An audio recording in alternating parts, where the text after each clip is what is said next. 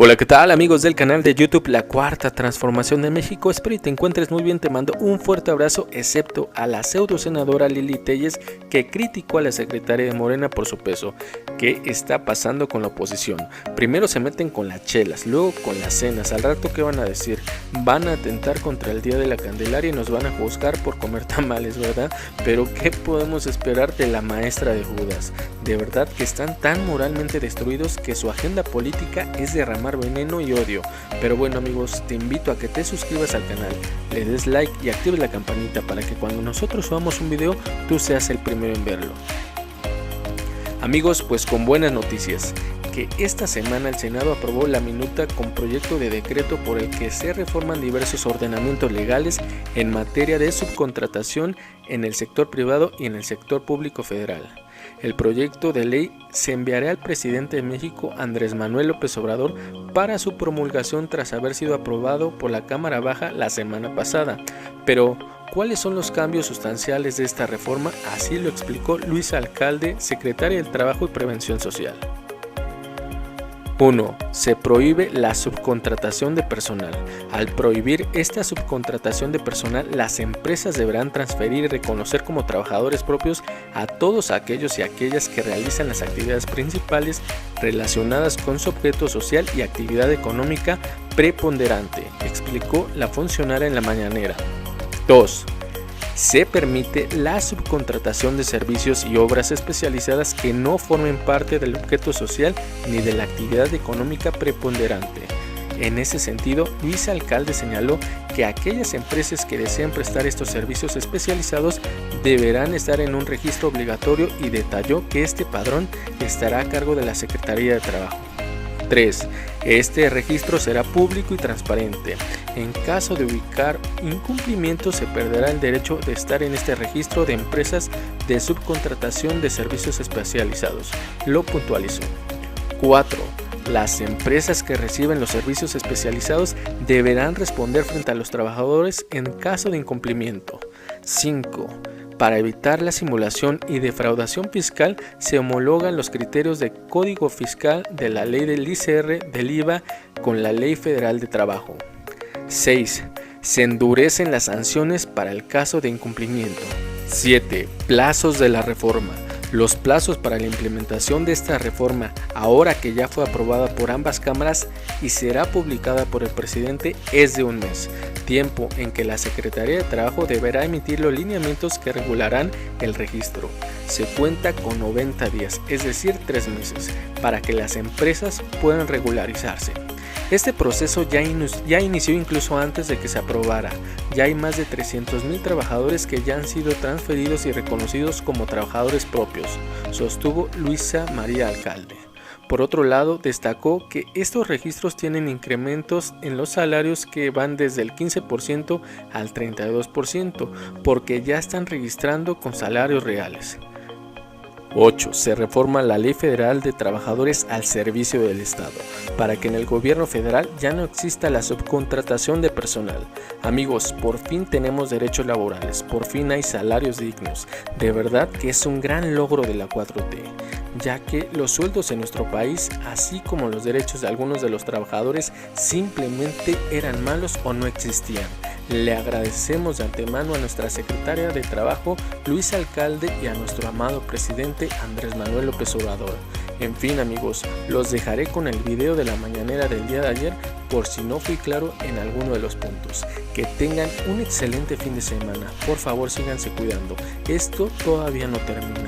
Atiendan a las indicaciones de nuestras autoridades y recuerden siempre que la cuarta transformación avanza. Pues vamos a presentar los cambios en materia de subcontratación. Primero, señalar cuál es el origen de esta reforma.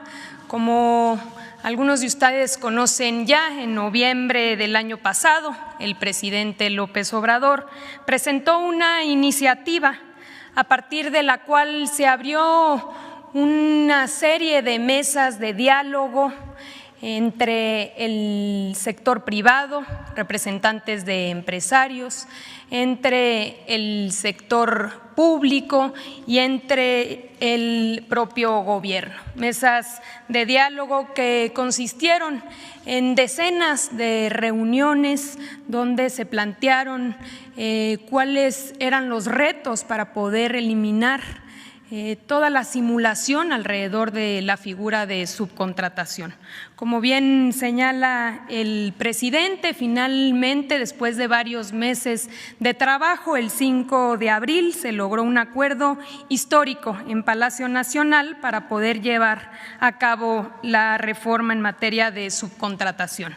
Vale la pena señalar cuáles son las dependencias, los sindicatos y las organizaciones empresariales que formaron parte de este esfuerzo. Por parte del sector obrero estuvo presente Carlos Aceves de la CTM, Abel Domínguez de la CTC, Jesús González Cárdenas de la Federación Nacional de Sindicatos Independientes, Genaro Leal de la Federación de Trabajadores de Sindicatos Autónomos, Napoleón Gómez Urrutia del Sindicato Nacional de Trabajadores Mineros, Pedro Aces de la CATEM, estuvo también Rodolfo González de la CROM, Isaías González de la CROC y Francisco Hernández Juárez de la UNT.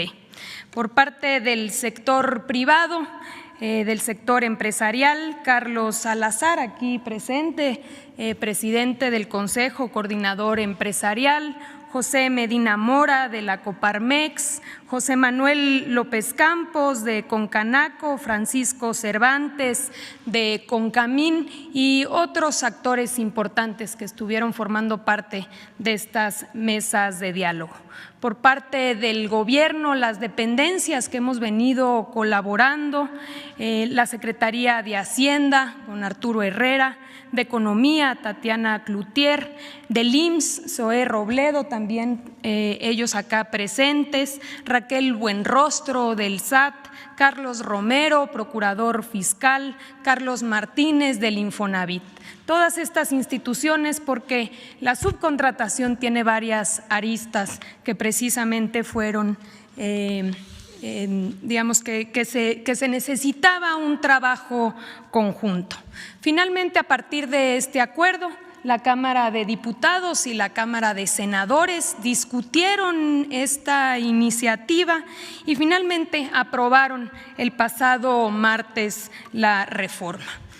Adelante, esta reforma tiene un diagnóstico que fue generando información de cuáles eran las necesidades que debían modificarse en las diferentes leyes. Este diagnóstico se generó a partir de varios operativos conjuntos por las dependencias que acabo de nombrar, donde nos dimos a la tarea de detectar la subcontratación abusiva y encontramos este modus operandi en el cual se violentaban los derechos de trabajadores, estabilidad en el empleo, antigüedad, subregistro en el seguro social, reparto de utilidades que se evadía, daño a la hacienda pública, porque también era una figura de evasión de pago de impuestos, afectación a los institutos de seguridad social, precisamente porque se registra a los trabajadores con salarios por debajo de lo que realmente ganan. Y también, hay que decirlo, una competencia desleal para las empresas que sí cumplen, que respetan los derechos de sus trabajadores y que pagan los impuestos. ¿En qué consiste la reforma? 8 puntos. Primero, se prohíbe la subcontratación de personal, es decir, la transferencia de trabajadores propios hacia otra empresa. Las famosas nomineras o empresas que se creaban con el único objetivo de aparecer como patrones sin tener ninguna actividad productiva. Al prohibir esta subcontratación de personal, las empresas deberán transferir y reconocer como trabajadores propios a todos aquellos y aquellas que realizan las actividades principales de sus empresas, es decir, relacionadas con su objeto social y actividad económica preponderante. El segundo punto es que se permite la subcontratación de servicios y obras especializadas que no formen parte del objeto social ni de la actividad económica preponderante. Pero aquellas empresas que deseen prestar estos servicios especializados deberán estar en un registro obligatorio, un padrón que estará a cargo de la Secretaría del Trabajo y Previsión Social, previa acreditación de cumplimiento de las obligaciones laborales de seguridad social y fiscales. Este registro será público, transparente y en caso de que se pudieran ubicar incumplimientos, se perderá el derecho de estar en este registro de empresas de subcontratación de servicios especializados. Otro punto importante es que las empresas que reciben los servicios especializados deberán responder frente a los trabajadores en caso de cualquier incumplimiento. Otro punto importante es que recordemos que en esta materia existían muchos huecos en la ley que permitían deducciones fiscales abusivas y mucha simulación. Para evitar esta simulación y defraudación fiscal, se homologan los criterios del Código Fiscal, de la ley del ISR, de la ley del IVA, con la Ley Federal del Trabajo, permitiendo así homologar criterios y que no existan estos huecos legales. Otro punto importante es que se endurecen las sanciones para el caso de incumplimiento. Los plazos para la implementación de esta reforma, ahora que ya fue aprobada en ambas cámaras, en los próximos días será publicada por el presidente y a partir de ahí inicia un plazo de un mes para que la Secretaría del Trabajo pueda emitir los lineamientos que regularán el registro. Por el otro lado, se cuenta con 90 días, 3 meses, para que las empresas puedan regularizarse. Hay que decir que este proceso en realidad ya inició. Incluso antes de que se aprobara la reforma, hay muchas empresas, más de 300,000 trabajadores que ya han sido reconocidos, que han sido transferidos y reconocidos como trabajadores propios. Incluso con datos del IMSS, estos registros tienen incrementos importantes en los salarios que van desde el 15 hasta el 32%. ¿Por qué? Porque ya se están registrando con los salarios reales. Entonces, se tienen 3 meses para hacer este reconocimiento y estas transferencias de trabajadores reconociéndolos como propios. Finalmente, cada 3 años las empresas tendrán que actualizar sus registros en la Secretaría del Trabajo. Como último punto, muy importante, también parte de esta serie de reformas, se reforma la Ley Federal de los Trabajadores al Servicio del Estado, para que en el gobierno federal ya no exista la subcontratación de personal. Se iniciará un proceso de diagnóstico en las dependencias de la administración pública para regularizar al personal subcontratado. Adelante. En materia de reparto de utilidades, el reparto de utilidades es un derecho constitucional que establece que las y los trabajadores tienen derecho a parte de las ganancias de las empresas. En la práctica, este derecho se había venido extinguiendo precisamente por figuras de subcontratación, de outsourcing o de insourcing.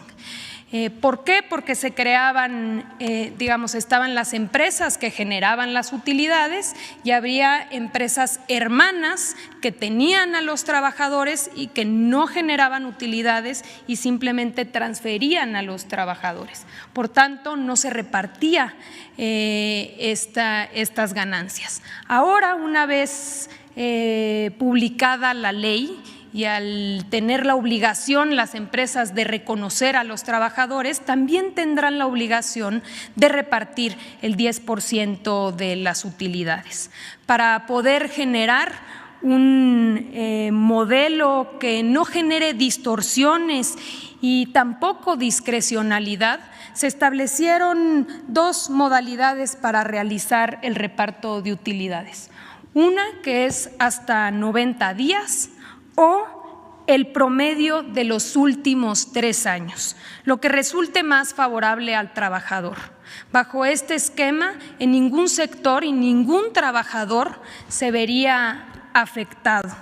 Aquellos sectores, por poner algunos ejemplos, el acerero o el minero, que históricamente habían recibido por encima, y minas que reciben 150 hasta 200 días, seguirán recibiendo lo mismo porque no les aplicará el límite de 90 días. Y aquellos trabajadores que no recibían nada o que recibían muy poco, aquí podemos ver el diagnóstico. Hoy en promedio se pagan 22 días, es decir, 7,300 pesos.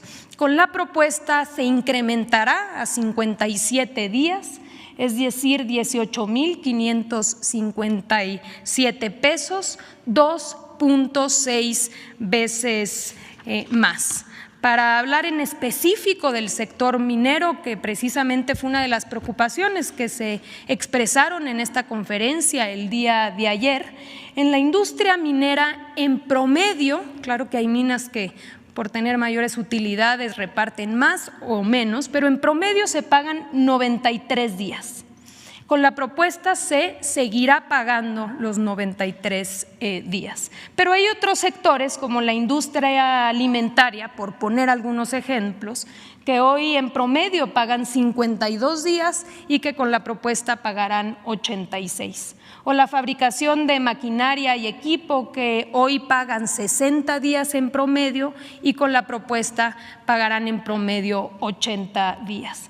Es decir, en todos los sectores se ve un incremento, y en aquellos que habían históricamente repartido o recibido mayor utilidad se respetarán esos montos. Finalmente, para concluir, señalar que por utilidades las empresas habían repartido 56,000 millones de pesos. Con esta propuesta, y una vez que sea publicada la reforma, se repartirán 157,000 millones de pesos.